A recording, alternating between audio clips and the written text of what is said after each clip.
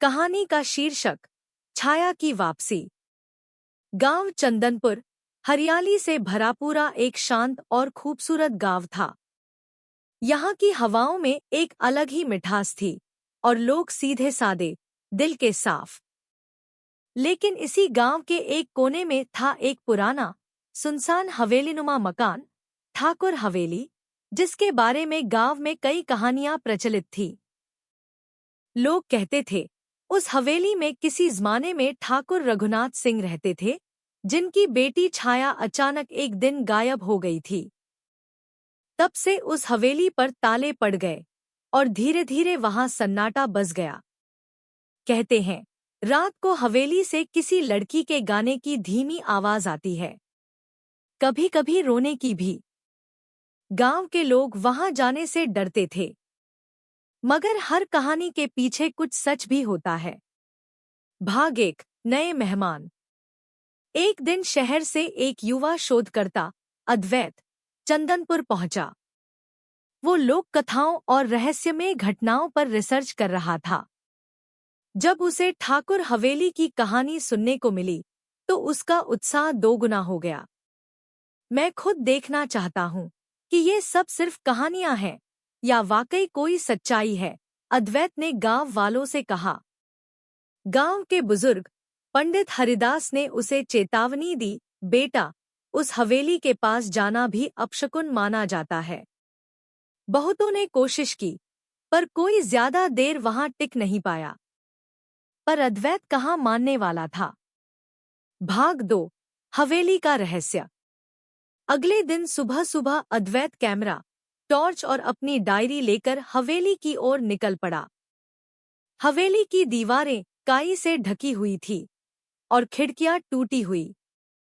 लेकिन सबसे हैरानी की बात यह थी कि जैसे ही उसने दरवाजा खोला, अंदर की हवा एकदम ठंडी और भारी थी, जैसे कोई वहां उसकी प्रतीक्षा कर रहा हो। अंदर जाते ही उसे दीवारों पर पुरानी तस्वीरें दिखीं। एक में एक छोटी सी लड़की हंस रही थी। उसके चेहरे पर अजीब सी मासूमियत थी। तस्वीर के नीचे लिखा था, छाया। अद्वैत धीरे धीरे हवेली के हर कमरे की जांच करने लगा। तभी उसे एक कोने में पुरानी अलमारी के पीछे एक छुपा दरवाजा मिला। दरवाजा खोलते ही एक सीढ़ी नीचे तहखाने की ओर जाती थी। भाग 3, छाया की सच्चाई। तहखाना पूरी तरह अंधेरे में डूबा था। टॉर्च की रोशनी में अद्वैत को दीवारों पर किसी ने नाखूनों से खरोच कर कुछ लिखा हुआ दिखाई दिया। मैं यहाँ हूँ। मैं छाया हूँ। मुझे बाहर निकालो।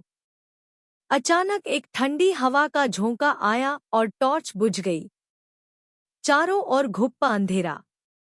फिर एक हल्की सी लड़की की आवाज सुनाई दी, तुम मेरी बात सुन सकते हो?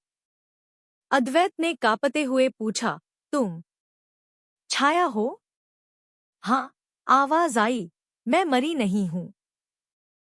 मुझे मेरे ही पिता ने इस तहखाने में बंद कर दिया था क्योंकि मैं अपने प्यार के साथ भागना चाहती थी। उन्होंने मेरे प्रेम को अपमान समझा और मुझे जिंदा दफन कर दिया। अद्वैत सन्न रह गया।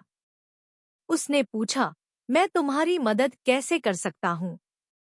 मेरी आत्मा तभी मुक्त होगी जब सबको मेरी सच्चाई पता चले और जब मेरी अस्थियों को पवित्र नदी में विसर्जित किया जाए। अद्वैत ने तय कर लिया कि अब वह गांव वालों को यह सच्चाई बताएगा। भाग 4, मुक्ति। गांव लौटकर अद्वैत ने सबको हवेली में हुई अपनी खोज और छाया की कहानी बताई। पहले तो लोग हंसने लगे, लेकिन जब उसने तस्वीरें, तहखाने की दीवार पर लिखे शब्दों के फोटो और छाया की अस्थियां दिखाई तो सबकी रूह कांप गई। पंडित हरिदास ने विशेष पूजा करवाई और छाया की अस्थियों को गंगा में विसर्जित किया गया। उसी रात अद्वैत ने हवेली की ओर देखा। अब वहां से कोई गाना नहीं आ रहा था, कोई सिसकी नहीं। हवेली की खिड़कियों से रोशनी की एक हल्की सी किरण बाहर आ रही थी, मानो छाया अब आजाद हो गई हो। अंतिम पंक्तियां। अद्वैत ने छाया की पूरी कहानी अपनी किताब में लिखी, छाया की वापसी। वह किताब बहुत प्रसिद्ध हुई, लेकिन अद्वैत ने कभी श्रेय नहीं लिया। मैं तो सिर्फ एक माध्यम था, वो कहता, जो सच को दुनिया के सामने लाया। और गांव चंदनपुर, वहां अब लोग ठाकुर हवेली से नहीं डरते। वहां अब बच्चों की हंसी गूंजती है और हवा में छाया की आत्मा की मुक्ति की शांति।